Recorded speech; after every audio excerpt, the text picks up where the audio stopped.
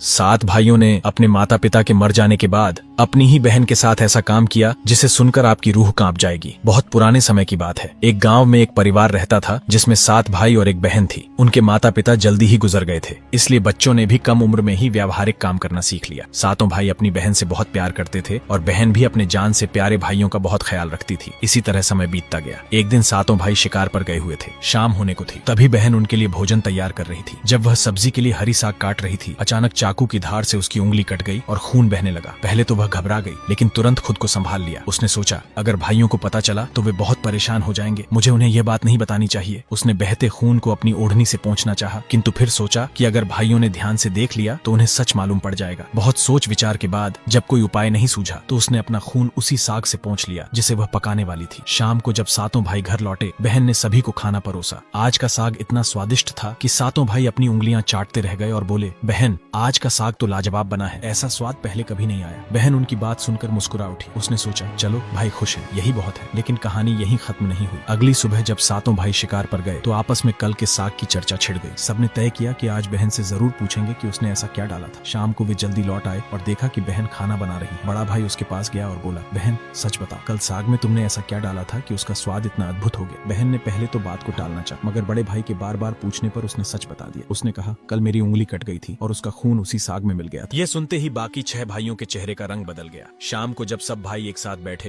तो बड़ा भाई बोला, सोचो, बहन के खून की कुछ बूंदों ने इतना स्वाद दे दिया तो उसका मांस कितना स्वादिष्ट होगा। बाकी भाइयों ने भी उसकी इस क्रूर बात पर सहमति जताई और बोले, हाँ अवश्य ही बहन का मांस बहुत ही लजीज होगा। अब 6 भाइयों को बहन का मांस खाने की लालसा जाग उठी, लेकिन सबसे छोटे भाई को यह सुनकर गहरी बेचैनी हुई। उसने सोचा, यह कैसे हो सकता है कि कोई अपने ही खून से ऐसा भयानक विचार करे। तभी बड़ा भाई बोला, कल हम बहन को शादी का झांसा देकर जंगल ले जाएंगे, वहाँ तीर मारकर उसे मार डालेंगे और उसका मांस खाएंगे। बाकी भाइयों ने हामी भर दी, लेकिन छोटा भाई अपनी प्यारी बहन को बचाने के लिए भीतर ही भीतर तड़पने लगा। वह खुलकर विरोध नहीं कर सकता था क्योंकि 6 भाई एक तरफ थे और वह अकेला। अगले दिन बड़े भाई ने बहन को बड़े प्रेम से बुलाया, प्यारी बहन, अब तुम शादी के लायक हो गई हो। हमने तुम्हारे लिए एक बहुत ही सुंदर और योग्य वर ढूंढ लिया है। आज हम तुम्हें उसका घर दिखाने ले चलेंगे, तुम तैयार हो जाओ। बहन यह सुनकर बहुत खुश हुई। आखिरकार वह भी अपना घर परिवार बसाने का सपना देख रही थी। वह उत्साह से तैयार हुई और भाइयों के साथ चल पड़ी। रास्ते भर बहन बेहद खुश थी, लेकिन लंबा सफर तय करने के कारण वह थक गई थी। उसने बड़े भाई से पूछा, भैया मेरा ससुराल अब कितना दूर है। बड़ा भाई मुस्कुराया और सामने की ओर इशारा करते हुए बोला, देखो वही रहा तुम्हारा ससुराल, वहाँ तुम रानी की तरह राज करोगी। बहन यह सुनकर बेहद प्रसन्न हो उठी। बहन उत्साह से आगे की ओर बढ़ने लगी, लेकिन जैसे ही वह थोड़ा आगे बढ़ी थी कि अचानक उसके सभी भाइयों ने उसे पकड़ लिया।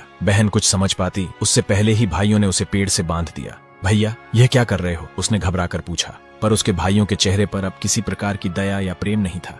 बड़े भाई ने आदेश दिया, इसे कसकर बांध दो। अपने सभी भाइयों को हत्यारे के रूप में देखकर बहन का हृदय दहल उठा। वह फूट फूट कर रोने लगी और भगवान को याद करते हुए कहने लगी, हे भगवान, मेरे अपने ही भाई मेरी हत्या करना चाहते हैं, क्या इनमें से कोई भी मेरे लिए दया या प्रेम नहीं रखता। उसकी बातें सुनकर छोटे भाई की आंखें भर आईं। उसका हृदय कांप उठा, लेकिन 6 भाइयों के खिलाफ जाने की हिम्मत उसमें नहीं थी। बहन को बांधने के बाद बड़े भाई ने सबको बारी बारी से उस पर बाण से प्रहार करने का आदेश दिया। बड़ा भाई अपनी बहन पर पहला तीर चलाने ही वाला था, तभी बहन भाई के सामने करुण स्वर में गाने लगी, मारो मारो भैया छाती में लक्ष्य करके, भैया छाती में लक्ष्य करके, तुम्हारा तीर जंगल को जाएगा भैया। बड़े भाई ने कठोरता से तीर चलाया, लेकिन निशाना चूक गया। इसके बाद दूसरा भाई तीर चलाने को आगे बढ़ा। बहन ने पुनः वही करुण गीत गाया। दूसरा भाई भी निशाना साधने में असफल रहा। एक एक करके सभी 6 भाइयों ने अपनी बहन को मारने की कोशिश की, परंतु हर बार उनका निशाना चूक जाता। अब सबसे छोटे भाई की बारी थी। सभी भाई उस पर चिल्लाते हुए बोले, पूरी ताकत से तीर चलाना, बहन को एक ही बार में मार डालना। अगर तुम असफल रहे तो हम तुम्हें भी जिंदा नहीं छोड़ेंगे। छोटे भाई के लिए यह स्थिति असहनीय। वह अपनी बहन से अत्यधिक स्नेह करता था। बहन ने जब छोटे भाई की जान खतरे में पड़ते देखी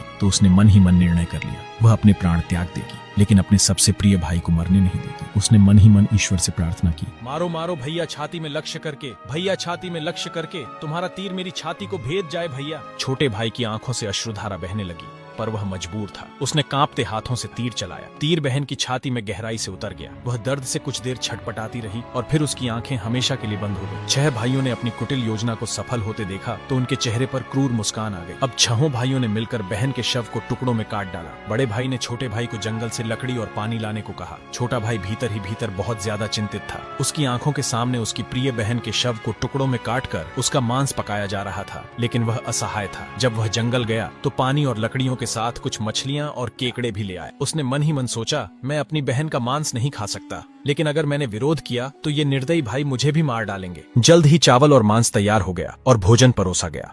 सभी भाई मांस खाने के लिए उत्सुक थे। छोटे भाई ने चुपके से अपने खाने की जगह एक गड्ढा खोद रखा था। जैसे ही उसकी थाली में बहन का मांस परोसा गया, उसने बिना किसी को दिखाए मांस को गड्ढे में डाल दिया और मछली केकड़ा खाने लगा। बाकी के सभी भाई अपनी बहन की हड्डियां चबा रहे थे। जब सभी का पेट भर गया तो बड़े भाई ने छोटे भाई से कहा, अब यह जूठन साफ करो। छोटे भाई ने बहन की हड्डियां व बाकी अंगों को इकट्ठा किया और चुपके से उसी गड्ढे में डालकर मिट्टी से ढक दिया। समय बीतता गया। उस जगह से एक बांस का पौधा उगाया और धीरे धीरे वहां बांसों का समूह बन गया। फिर एक दिन एक संत वहां से गुजर रहे थे। तभी उनकी नजर बांस के समूह पर पड़ी, जो कि बहुत बड़ा और घना था और ये बाकी बांसों से थोड़ा अलग प्रतीत हो रहा था। तो संत ने सोचा, क्यों न बांस से एक वाद्य यंत्र बनाया जाए जिससे मैं गांव में घर घर बजाकर भिक्षा मांग सकूं। तो उन्होंने एक बांस काट लिया और उसे अपने साथ ले गए। संत ने उस बांस से सारंगी नामक एक वाद्य यंत्र बनाया। वे उसे बजा बजा कर दिन भर लोगों के घर जाकर भिक्षा मांगते और बदले में खूब सारा उपदेश देते थे। एक दिन संत भिक्षा मांगते हुए उसी गांव में जा पहुंचे जहां वे 7 भाई रहते थे और अब तक 6 भाइयों का विवाह हो चुका था,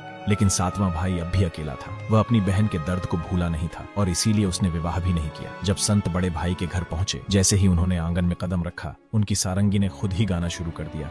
न बजोरे सारंगी, यही है दुश्मन सबसे बड़ा। बड़े भाई के घर न बजोरे सारंगी, दया प्रेम सब छोड़कर रिश्ते में यही दाग लगाया।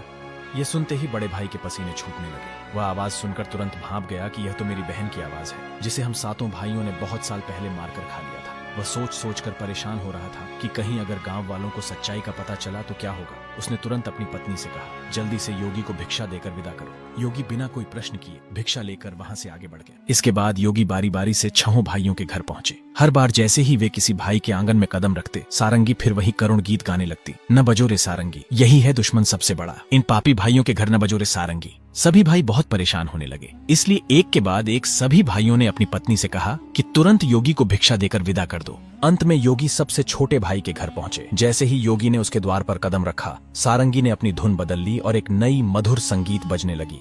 बजोरे बजो सारंगी, मेरे सबसे छोटे भाई के घर। मन की बात मन में छुपाकर युग युग से रख रहा है। बजोरे बजो सारंगी, यही है मेरे सबसे प्यारे भाई का घर। यह सुनकर छोटा भाई चौंक गया और सोचने लगा, यह तो मेरी बहन की आवाज जैसी प्रतीत हो रही है।